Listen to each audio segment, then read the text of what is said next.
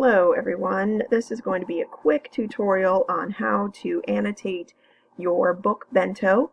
So the first thing you'll want to do is you will want, after you get your picture taken, you'll want to email that to yourself so you have access to it on your computer. So once you have emailed it to yourself, go ahead and open your email from yourself and you can save that to your drive. Once it is saved to your drive right here, you're going to want to open up your drive. Once again, to see how I did that in my email, I clicked on the grid right up here and then clicked on drive. The drive will open up in a new tab. And once that has happened, you're going to create a new, go under more. So once your drive is open, you're going to go up here under new, go to more, and you're going to go to Google Drawings. Now Google Drawings is a place for you to import images and manipulate them and things like that. So it'll look like a grid here. Once your grid is open, you're going to want to insert a photo. So go up here to where it says Insert Image. And then since you had already downloaded it to your, or put it in your drive, you can click on where it says drive right there. And the easiest thing to do, since you had just added it to your drive, is to click on recent right here, and it should be the very first one that pops up. So you can either select it by double clicking or drag and drop. Once you drag and drop it into the place where you want it, you'll probably want to crop it. See, I've got some extra stuff here, so I'm going to want to crop this down. There's a tab or a button up here that looks like sort of a square, an L, two L's together, something like that. You'll want to click on that, and it will give you the parameters of the image. So I'm going to go down here and pull it up a little bit. And I'm going to save that so I can easily get to the one up here. I'm going to crop again and make sure that it's an arrow going over the black line. You'll get it to a nice, and once you finish cropping it, there we go, get it to a nice square shape and put it on the page. Once you've done that, go ahead and name it hashtag book bento dash and then your last name. To do that, once again, you go up here where it says untitled, you click on it and you just type in your last name. So I've got my image in a square shape and I've renamed it. Now I want to start annotating it. So I want to add some text boxes. So you click on the box up here that is literally a box with a T in it, and you create your first text box. There's mine. I'm going to go ahead and start typing. So mine, first one here, I'm going to put it right by this mask. So mine is for Romeo and Juliet, which hopefully you are all familiar with. And I have a mask. I have the book here at the center. I have a sword.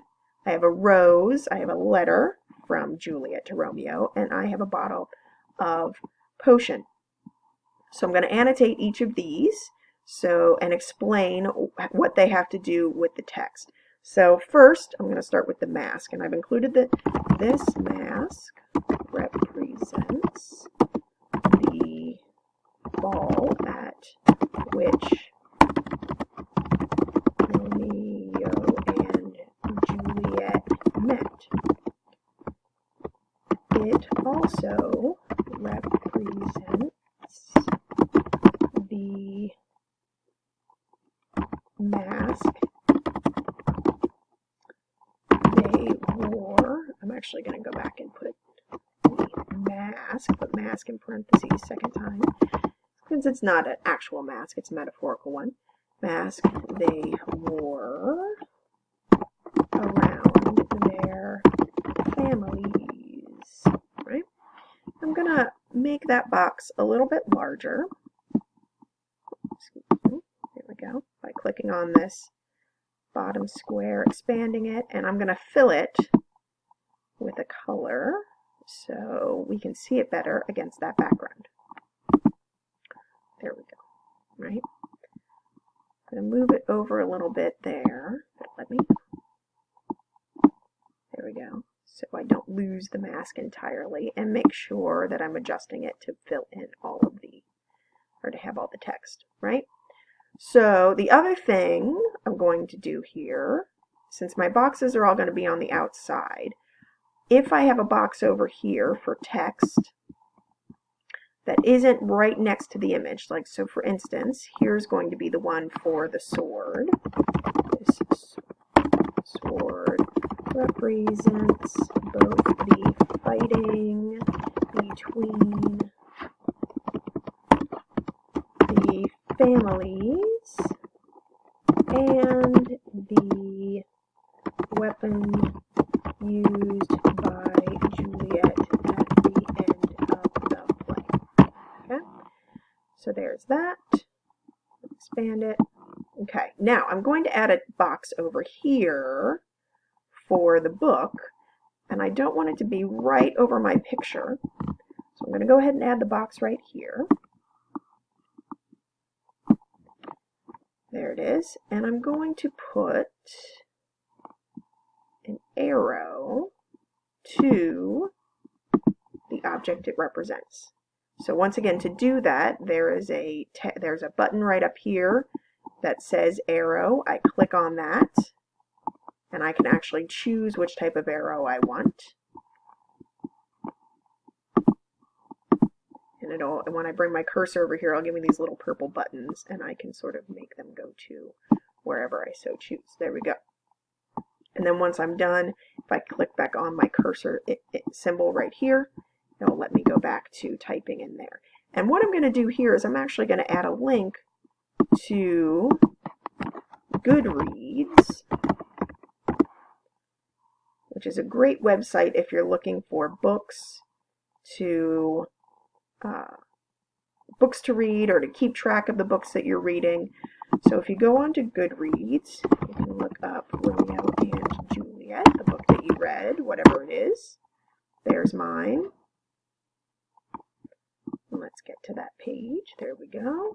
And I can go ahead and copy that link and paste it into here. Goodreads link.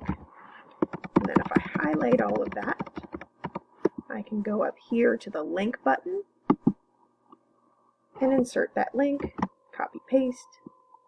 I can use that by using my keyboard. There we go. And there's the Goodreads link that's live, and you can follow it, right? So you're going to want to do this for each of the images or each of the items in your image. And then once you have finished the whole thing, you're going to share this with me, which means you're going to copy the URL and then go back to the presentation and find the presentation that explains the whole project, and there is a link embedded in that presentation to take you to the Google form to submit it.